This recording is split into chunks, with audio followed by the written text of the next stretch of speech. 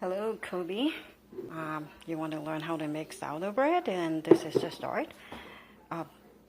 It's going to take a while to finish the videos because this is going to be a few segments because it takes about 24 hours to finish the load. But before we start, this is the first thing you need is a sourdough starter. I use this glass jar, and the starter basically is just water and flour. And of course has the wild yeast in it.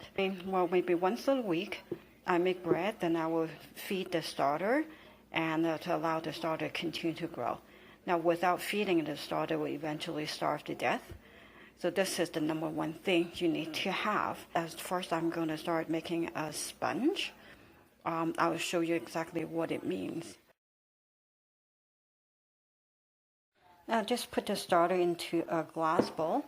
This is about a little bit over a cup of starter. In order to make a sponge, I'm going to put double the amount of flour to mix it with the same amount of water. So I'm going to put 2 cups of flour and 2 cups of water and mix it. And here it is. I'm stirring the 2 cups of flour and 2 cups of water with that 1 cup of starter. Now there's a lot of them. The reason I'm making so much because I'm making 3 loaves in one sitting. If you're making just 1 loaf and you only need, say, half a cup of starter, then when you make this sponge, you make double amount of that half a cup. That will be 1 cup of flour and 1 cup of water. This is going to be sitting in my kitchen for at least 8 hours. And then by the morning, because this is the evening right now, by the morning you will see everything become very bubbly. Everything is stirred down, and I just covered this bowl with plastic wrap.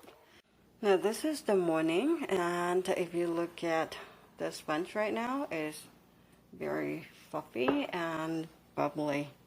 It means the yeast are working very well. And so what I'm gonna do here, I have, this is part of the bread machine over there.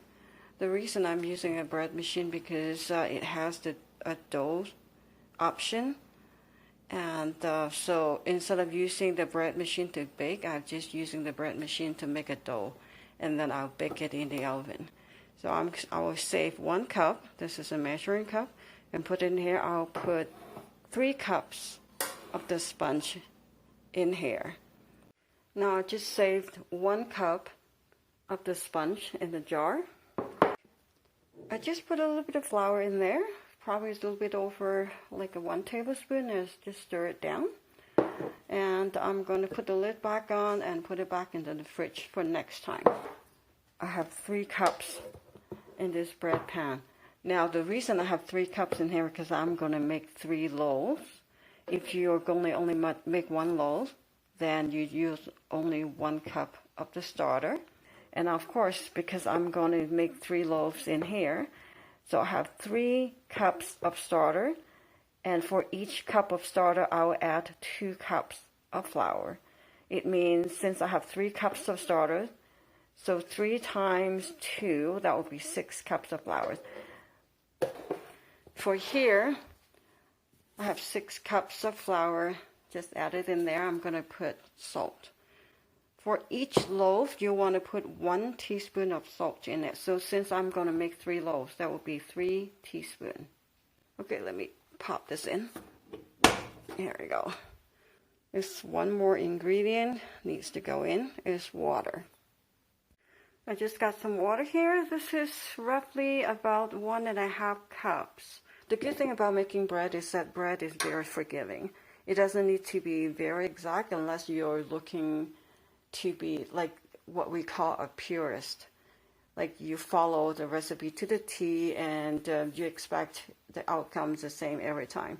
As you continue to make and learn, you'll figure out how you like the bread, the taste. You want it more salty or less salty, or a little bit softer dough or harder dough, or your starter you want to be drier, a little bit more hydrated. It's really up to you. So everything is very forgiving. So you just kind of learn. And what I'm telling you, just a rough idea that you can play with.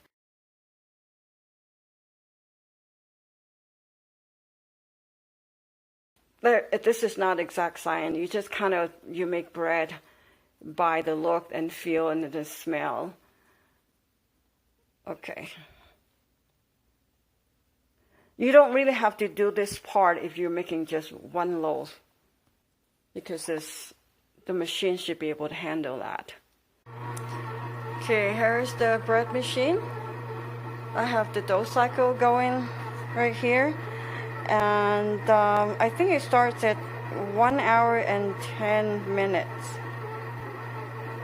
And right now it has been going for 3 minutes. I was filming and suddenly my phone just stopped. I don't know what happened. So hopefully, and then it didn't ruin my last recording. Alright, so the dough is going right there.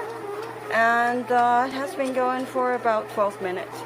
If you look at the dough is forming, it doesn't need to be perfect because this is long fermentation. And the fermentation process will continue to break down the gluten. So in that case, the initial kneading right here is just mixing it for you to make the rest of the process a little bit easier. So I think it looks pretty good. You don't want it to be too soft and you don't want it to be too hard. So it's about 13 minutes in my machine. Each machine is different. So as long as you see something like this forming, looking very nicely, I'm just going to turn off the machine. I took the blades out, they're here, and clean the pan a little bit. You don't have to take these out or the single one out, but after the first rise, make sure you remember the blade is in with the dough. We tend to forget because when you see something and when you pick out the dough, the blade will likely come out with it. So now the blades are out and I cleaned it a little bit. And here's the dough. I'm going to put it right back in there. I'll close the lid and unplug the machine and let it rise. Usually the first rise depends on the temperature of your kitchen. The warmer it is, the faster it will rise, right? In the summer, the rise takes shorter time. I mean, on days like this, usually the first rise is between 3 and 4 hours. The dough is back in. You can see it's about half full. So the goal is to let it rise to at least double in size. So I'm going to close this. I'm going to plug the machine. Now it's no longer on. I'll just let it sit here and rise because this one has the lid and I'm not too concerned about the dough getting dry. If you're using a larger mixing bowl or anything, a bowl without a lid, you may want to cover it with plastic wrap.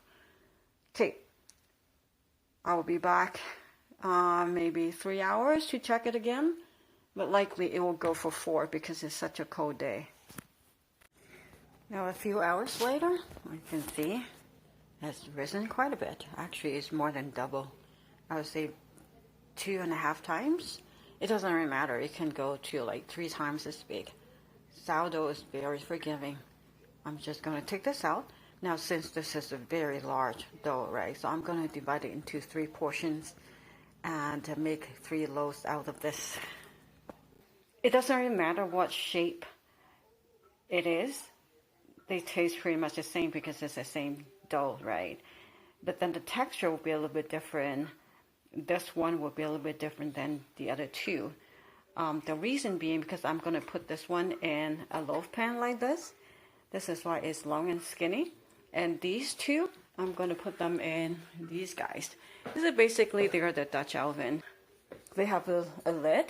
So when you put the dough inside and let it rise, you just cover and let it rise until, you know, it has risen to the certain size that you want and it's ready to bake. You just put the whole thing, lid and all, everything into the oven. The reason of baking the first half with the lid on, it will trap the moisture and the high heat is going to make it to crack.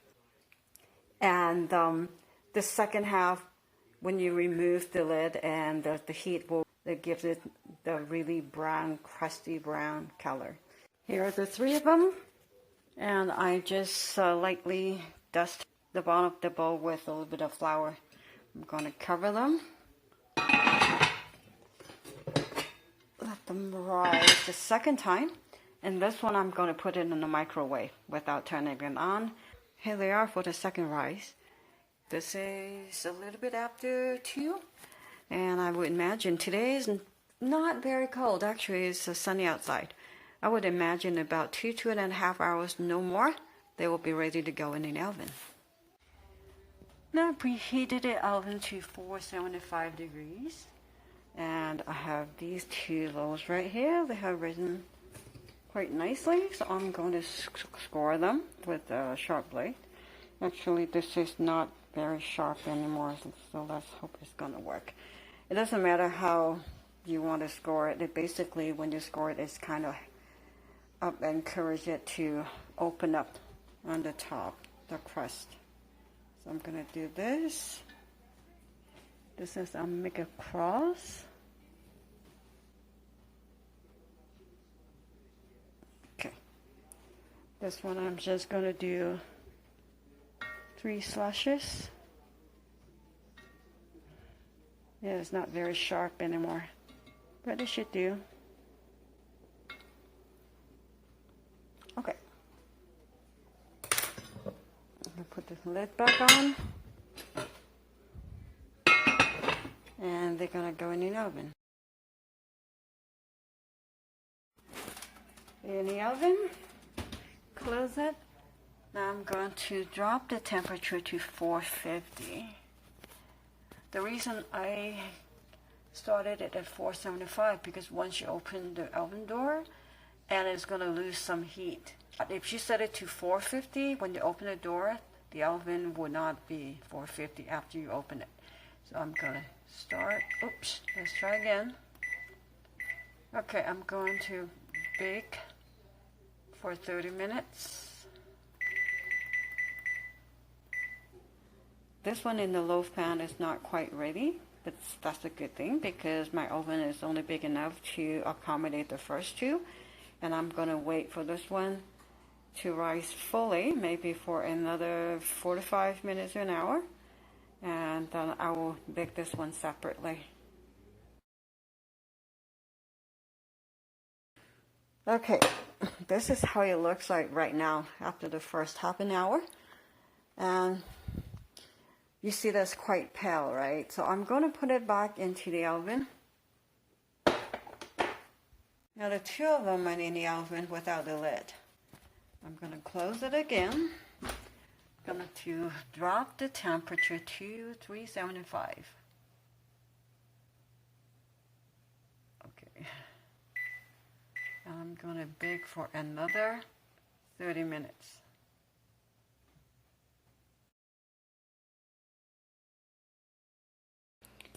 They're done.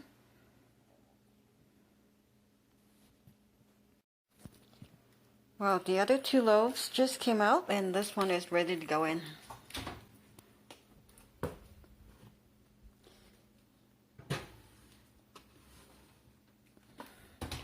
This one I will bake it at 375 for 50 minutes.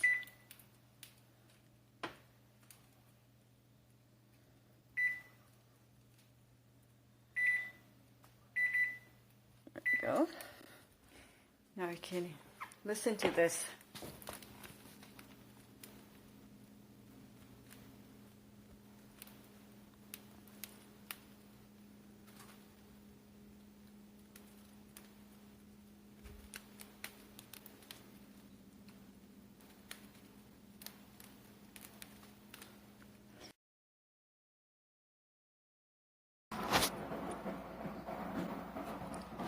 Here it is.